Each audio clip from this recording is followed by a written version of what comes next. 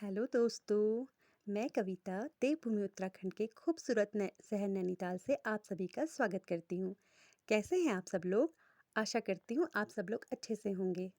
दोस्तों, मैं अपने चैनल के माध्यम से अपनी उत्तराखंड की परंपराओं द्वारा यहाँ के लोक नृत्य, यहाँ के गायन आदि से आप सभी को एंटरटेनमेंट प्रदान करने की कोशिश करती हूँ। और इसी कड़ी में अभी मैंने शुरुआत की है आपके साथ अपनी लिखी हुई कुछ कहानियों को शेयर करने की। आशा करती हूँ आपको मेरी लिखी कहानियाँ पसंद आ रही होंगी।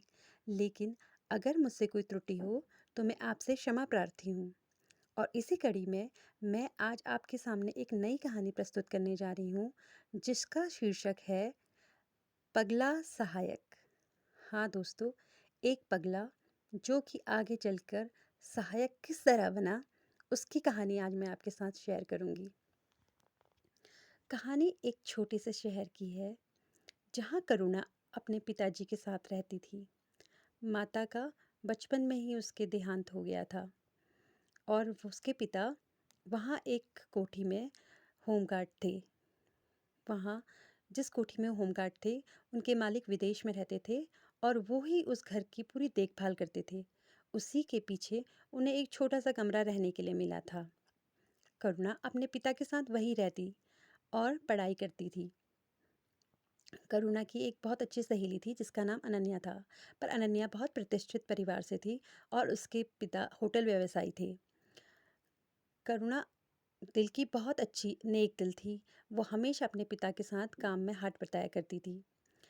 एक दिन उसे बाहर से बहुत तेज से चिल्लाने की आवाज़ आई, मारो मारो इसे मारो। तो वो बाहर आई, उसने देखा क्या हो रहा है, तो देखती है कि कुछ लोग एक व्यक्ति के पीछे हैं और पागल पागल कह के उसे पत्थरों से मार रहे हैं। करुणा वहाँ गई और बोली कि आप इन्हें क्यों मार रहे हो, ऐसा मत करो, किसी को मारना अच्छा नहीं है। तो वो लोग बोले, हटो लड़की, हटो यहाँ से, हमें हमारा काम करने दो, तुम्हें क्या पता, तुम नहीं जानती हो, यह एक पागल है और ये हमेशा इधर उधर घूमता रहता है, किसी के लिए भी खतरा बन सकता है, हटो, हमें इसे मारने दो। तो करुणा बोली, नहीं, मैं ऐसा नहीं करने दूंगी, आप लोग जाओ यहाँ से। और उस थोड़ी देर वहाँ खड़े होने के बाद वो लोग चले गए। उनके जाने के पश्चात करुणा उस व्यक्ति के पास पहुँची।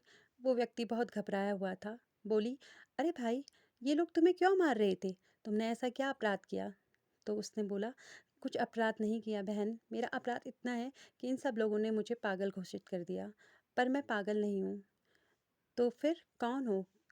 तो वो बोला, मेरा नाम विवेक है, मैं एक छोटे से गांव में रहता था।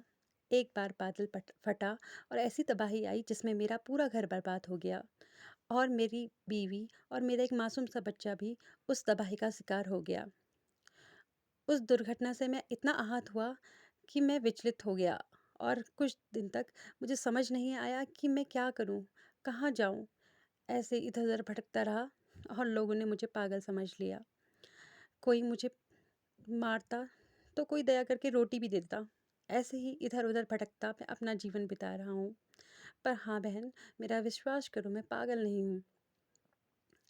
तो वो बोली कि भाई, मैं विश्वास करती हूँ तो पागल नहीं हो, पर बताओ मैं तुम्हारे लिए क्या कर सकती हूँ? तो बोला, बहन अगर तुम मेरे लिए ज़रूर कुछ कर सकती हो तो ज़रूर करो। तो उसने कहा, ठीक है, मैं कुछ करने की कोशिश करती हूँ। करुणा उसे अपने साथ ले आई और उसको अपने ही घर के पीछे एक स्टोर रूम में छुपा दिया। वो स्टोर रूम जहाँ कोई नहीं जाता था, यहाँ तक कि करुणा के पिताजी भी वहाँ नहीं जाते थे। करुणा उसके लिए खाना लाई, पीने के लिए पानी दिया और बोली, अब तुम्हें यहीं छुप के कुछ दिन रहना पड़ेगा। मैं देखती हूँ मैं तुम्हारे लिए क्या मदद कर सकती हूँ। मेरी एक दोस्त है, उससे मैं ज़रूर मदद लूँगी और मैं जानती हूँ कि हम दोनों मिलके कुछ ना कुछ कर लेंगे तुम्हारे लिए। और करुणा उसको वहाँ छुपाकर अपनी फ्रेंड अनन्या के पास आई। उसने अनन्या को सारी बात बताई। अनन्या बोली, ठीक है, हम लोग सोचते हैं कि हम क्या कर सकते हैं। मेरे पिताजी के होटल में एक कर्मचारी की आवश्यकता है, तो अगर वो काम कर सकते हैं तो मैं कोशिश करूँगी पिताजी से उनको लगवाने की। करुणा ने कहा, अभी तो उसकी स्थिति ऐसी नहीं है कि वो कुछ कर सके, लेकिन हाँ, हम दोनों मिलके कुछ ना कुछ करेंगे। दोनों मिलके गए और वहाँ पहुँचे। उन्होंने उससे पूछा, भाई पढ़े लिखे हो क्या? वो बोला, हाँ, इंटर तक पढ़ा है मैंने। तो बोले काम करोगे? उसने कहा कि कौन देगा मुझे काम? इतने टाइम से ऐसी स्थिति हो गई है कि मैं तो किसी भी काबिल नहीं रहा। तो उन्होंने कहा घबराने की कोई ज़रूरत नहीं है भैया, हम हैं तुम्हारे साथ, हम तुम्हारी मदद करेंगे और हम तुम्हें इस काबिल बनाएँगे कि तुम किसी न किसी काम में लग जाओ। इस तरह दोनों उसकी मदद करने लगे। उसको बताने लगे कि किस तरह से काम किया जाता है, कैसे-कैसे, क्या-क्या करना है। धीरे-धीरे वह उनसे काफ़ी कुछ सीख चुका था। फिर एक दिन उन्होंने कहा कि अब हम तुम इस काबिल हो गए हो कि हम तुम्हें वहाँ ले जाएँ और तुम अपना इंटरव्यू दे सको। पर उसके कपड़े, बाल बड़े हुए, दाढ़ी देख के उन्होंने कहा कि पर ऐसी स्थिति में कैसे तुम वहाँ जाओगे? क्योंकि आजकल का ज़माना ये नहीं रहा ना कि लोगों को उसकी काबिलियत से पहचानें। आजकल तो लोग वेशभूषा से ज़्यादा गौर करते हैं कि ये इंसान कैसा है। करुणा एक पल सोच में पड़ी, लेकिन दूसरे ही पल उसे ख्याल आया कि उसने अपने गुल्लक में कुछ पैसे जमा किए हैं। करुणा ने अपना गुल्लक तोड़ा और बाजार से उसके लिए कुछ कपड़े और सेविंग का सामान और कुछ ऐसी ज़रूरी चीज़ ले आई जिससे वो अपने आप को सही ढंग से रख कर पाए, और उसने वो सामान लाके दे दिया। उसने नए कपड़े पहने, दाढ़ी बनाई, और ये क्या, नए कपड़े पहनते ही वो तो बिल्कुल जेंटलमैन बन गया था। करुणा बोली, वाह भैया, अब आप काबिल हो गए हो इसके कि हम आपको ले जाके अंकल के सामने प्रस्तुत करें और आप अच्छे से अपना इंटरव्यू दे सकें। करुणा और अनन्या उसको लेकर अंकल के पास पहुँचे और उन्होंने बोला कि ये हमारे पहचान के एक भैया हैं, इनको नौकरी की ज़रूरत है, प्लीज़ आप इनको नौकरी पे रख लें। अनन्या के पिताजी ने कहा, बेटा किसी पे विश्वास करना इतना ज़रूरी मैं नहीं समझता कि एकदम से हम किसी पे विश्वास कर लें। पहले मैं कुछ टाइम देखूँगा, अगर मुझे सही लगा तभी मैं इसको परमानेंट नौकरी पे रखूँगा। करुणा बोली, कोई बात नहीं अंकल, जैसा आपको ठीक लगे। अंकल ने उन्हें नौकरी पे रख लिया और 1 महीने तक ट्रायल पे रखने के बाद उन्हें विश्वास हो गया कि लड़का बहुत मेहनती और ईमानदार है, और उन्होंने उसे परमानेंट नौकरी में रख लिया। तीनों बहुत खुश हुए। करुणा कभी-कभी वहाँ उससे मिलने चले जाया करती थी, और वो भी बहुत खुश होता था और हमेशा करुणा को धन्यवाद देता था, क्योंकि करुणा ही तो थी जिसके कारण आज उसकी ज़िंदगी में इतना बदलाव आ गया और वो एक अच्छा जीवन जीने लगा था। ऐसे ही समय बीतता रहा, 2, 4, 5, 6 साल बीत गए। एक दिन करुणा अपनी सहेलियों के साथ घूमने गई थी। वहाँ पहाड़ी में फ़ोटो खिंचवाते हुए उसका पैर फिसल गया और वह पहाड़ी से नीचे ही जा गिरी। बहुत बुरी स्थिति हो गई थी उसकी। उसको सही करने के लिए ऑपरेशन करना ज़रूरी था, जिसके लिए लगभग 10 लाख रुपयों की आवश्यकता थी। पर करुणा के पिता इतना पैसा नहीं दे सकते थे।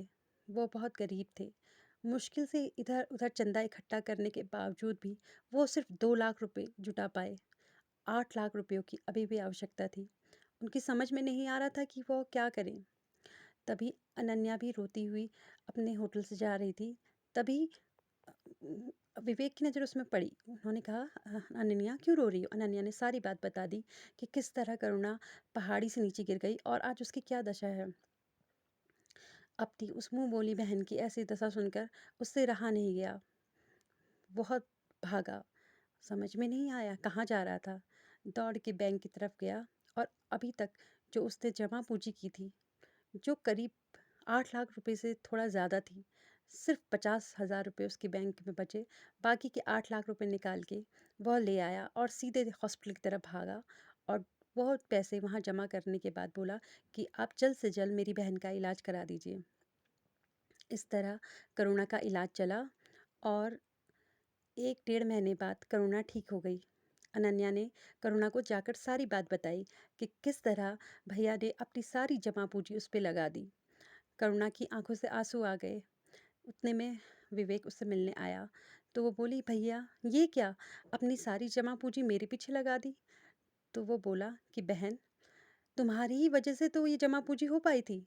अगर उस दिन तुम मेरी मदद नहीं करती, तो मैं क्या इस काबिल बन पाता कि मैं आज तुम्हारे लिए कुछ कर पाता? मेरा जो भी था, वो सब तुम्हारा था। इतना सुनते ही करुणा और विवेक दोनों की आँखों में आँसू आ गए। देखा, ऐसा होता है ये रिश्ता।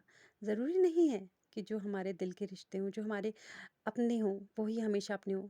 कभी-कभी कुछ अनजान रिश्ते भी ऐसे रिश्ते बन जाते हैं, जिनको अपनों से भी ज़्यादा मान-सम्मान मिलना चाहिए।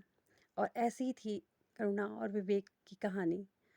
इस कहानी से हमें ये शिक्षा मिली कि हम अगर यदि किसी की अच्छाई करते हैं या किसी की मदद करते हैं, तो कभी ना कभी उसके बदले कोई ना कोई हमें भी ज़रूर मदद करता है।